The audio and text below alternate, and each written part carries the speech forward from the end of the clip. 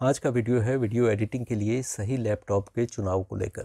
सबसे पहले देखेंगे कि लैपटॉप के बारे में जानने से पहले कैसे अपनी ज़रूरतों का आकलन करें ताकि सही निर्णय ले सकें। फिर चर्चा करेंगे कि क्या स्पेक्स या टेक्निकल विशेषताएं स्टैंडर्ड वीडियो एडिटिंग के लिए ज़रूरी हैं।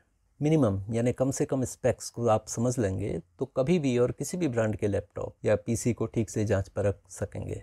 उसके बाद बात करेंगे कि कितनी कीमत में वीडियो एडिटिंग के लिए सही लैपटॉप मिल जाते हैं और कीमत कम रहे इसके लिए किन किन चीज़ों पर ध्यान देने की ज़रूरत होती है।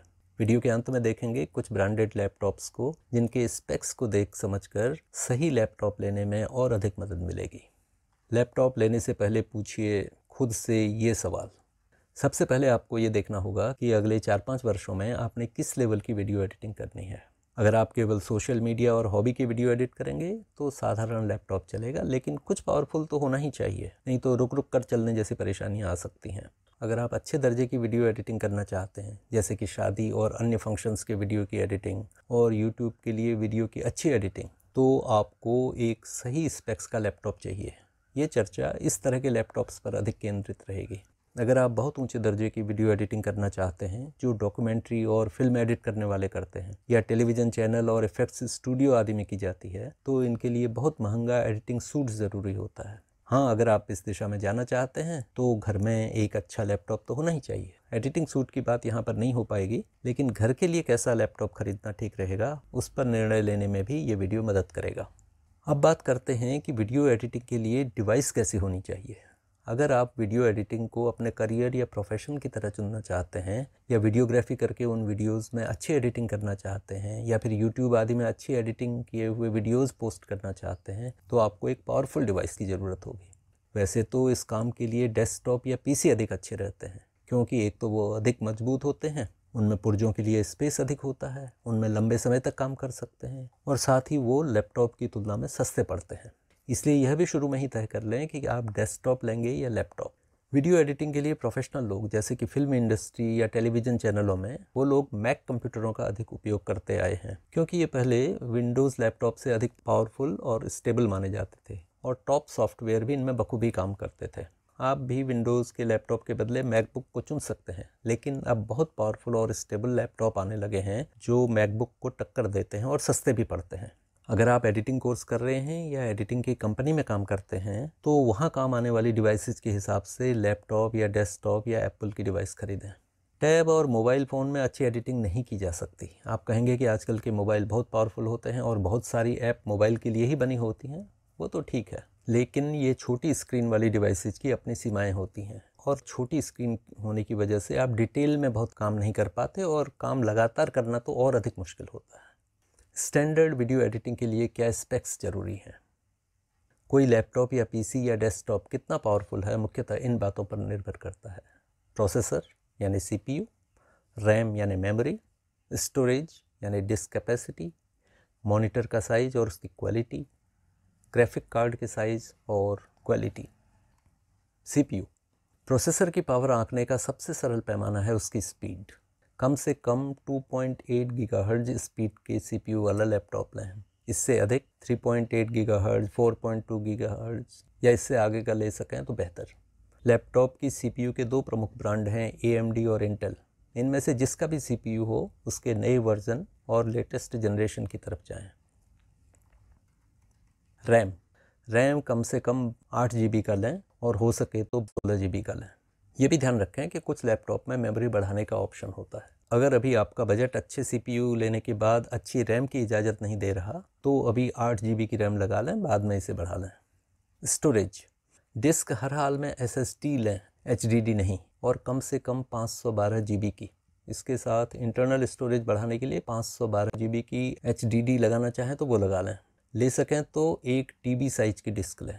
अगर आप बहुत शूटिंग करते हैं या क्लाइंट्स के बहुत सारे वीडियो आपको अपने पास रखने होते हैं, तो आपको या तो बहुत इंटरनल स्टोरेज स्पेस चाहिए या वीडियोज और प्रोजेक्ट्स को एक्सटर्नल ड्राइव में रखने का इंतजाम करना होगा। और अगर वीडियो का काम बढ़ता रहेगा तो एक्सटर्नल ड्राइव के बिना गुजारा नहीं होगा। डिस्प्ले हालांकि बड़ा मॉनिटर वीडियो एडिटिंग के लिए अच्छा होता है, लेकिन अन्य स्पेक्स में अधिक खर्च हो रहा हो तो मॉनिटर के साइज से समझौता कर सकते हैं। फिर भी कम से कम 14 इंच का मॉनिटर होना चाहिए और इसका रेजोल्यूशन 1920 × 1080 पिक्सल का होना चाहिए। 1366x768 रेजोल्यूशन वाला मॉनिटर न लें। अगर पिक्सल के बदले resolution HD, full HD ready, full HD या 4K ऐसे बताया जाता हो तो कम से कम फुल HD खरीदें। यदि आपको 4K रेजोल्यूशन के वीडियो एडिट नहीं करने हैं तो अभी 4K रेजोल्यूशन वाला मॉनिटर छोड़ दीजिए। अच्छे रेजोल्यूशन की स्क्रीन में सामान्यतः क्वालिटी से जुड़ी अन्य चीज़ें कवर हो जाती हैं। हाँ, स्क्रीन एंटी ग्लेयर हो तो बेहतर, क्योंकि बहुत चमकदार स्क्रीन में लंबे समय तक टकटकी लगाकर काम करने से आंखों पर असर पड़ता है।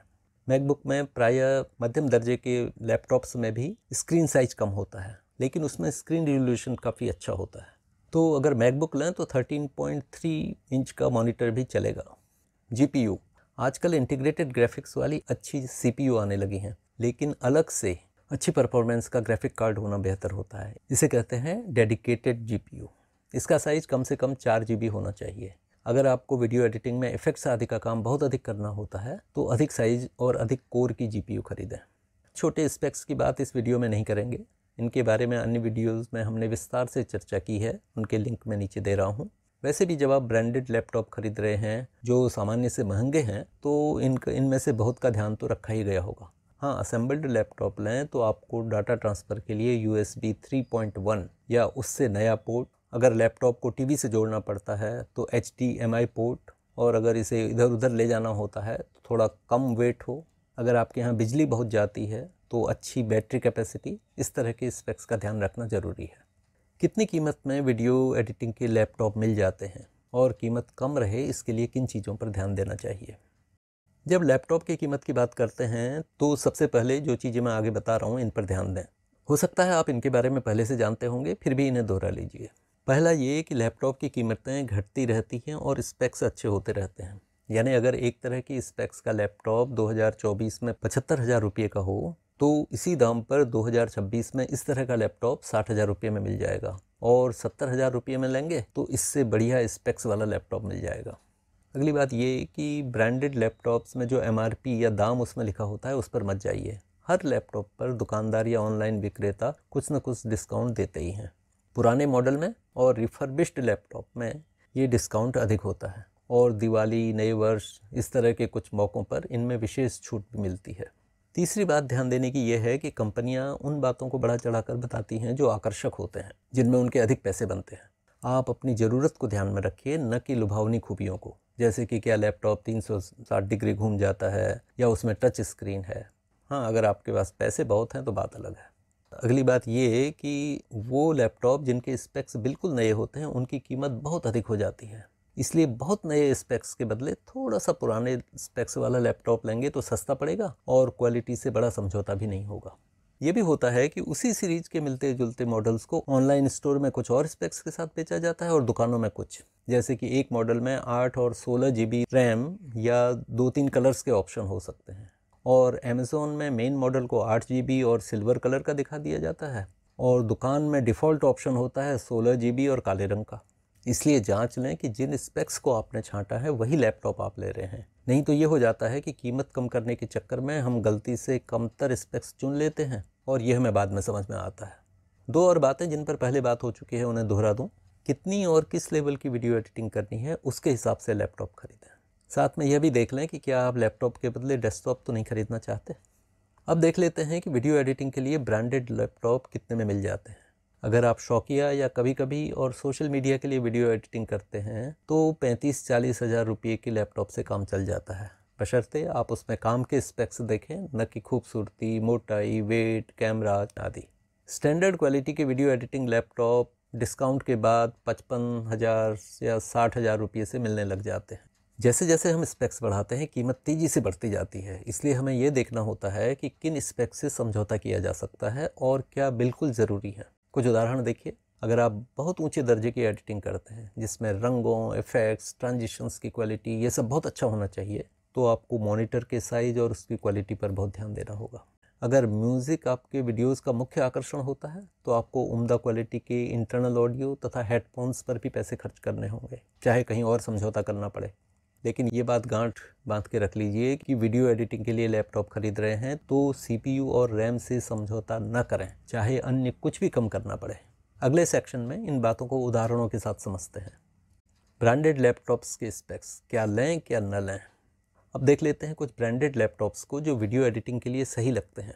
ये बता दूं कि मेरी इन कंपनियों से कोई सांठ-गांठ नहीं है। मैं इनमें से किसी लैपटॉप को रिकमेंड भी नहीं कर रहा हूँ, बल्कि मेरी कोशिश ये दिखाने की है कि किस तरह कुछ स्पेक्स से समझौता करके आप कम दाम में अच्छा लैपटॉप खरीद सकते हैं, और अगर थोड़ा और खर्च कर सकें तो पहले किन स्पेक्स पे पैसा खर्च करें।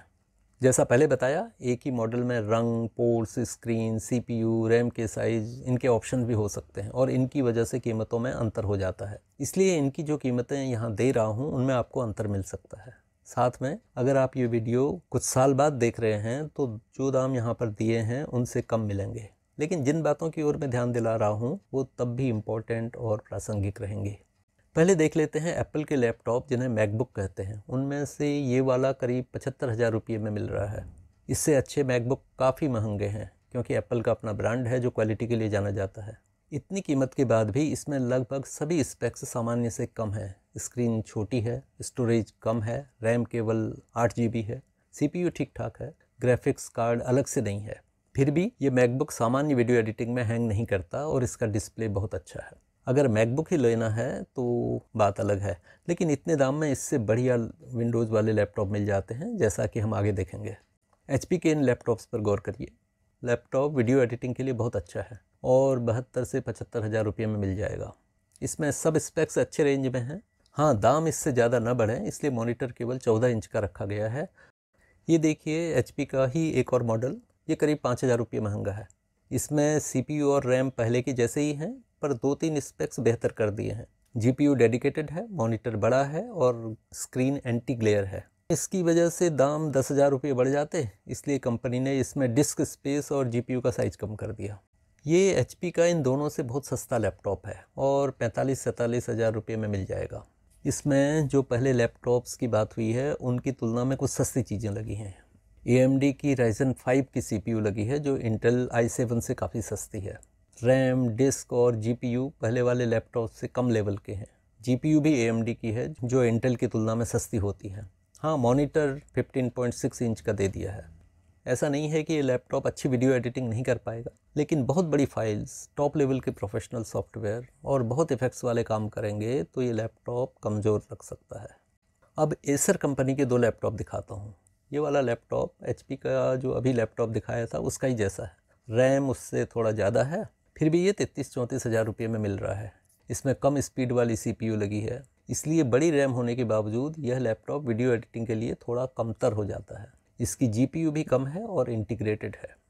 ये एसर का वैसा लैपटॉप है जैसा HP का सबसे पहले दिखाया था और उससे करीब 8-10 हज़ार रुपये सस्ता है, यानी ये 62-65 हज़ार रुपये में मिल जाएगा। इसमें HP के उस मॉडल से CPU की स्पीड कम है और GPU भी छोटे साइज़ की है। डेल का ये वाला लैपटॉप जो HP का 77-78 हज़ार रुपये का लैपटॉप दिखाया था उसे टक्कर देता है। दोनों के स्पेक्स की तुलना कीजिए। इसमें CPU i5 है लेकिन नई जनरेशन की है, यह i7 से थोड़ा सस्ती है। रैम नई है, डिस्क स्पेस अधिक है, GPU का साइज़ भी बड़ा है। डेल का कम रैम और डिस्क स्पेस तथा इंटीग्रेटेड GPU वाला लैपटॉप इससे 20 हज़ार रुपये सस्ते दाम में, यानी 52-54 हज़ार रुपये में मिल जाता है। इसमें कीमत कम करने के लिए मुख्यतः रैम के साइज़ कम कर दिए हैं और इसमें इंटीग्रेटेड ग्राफिक है, छोटे साइज का है।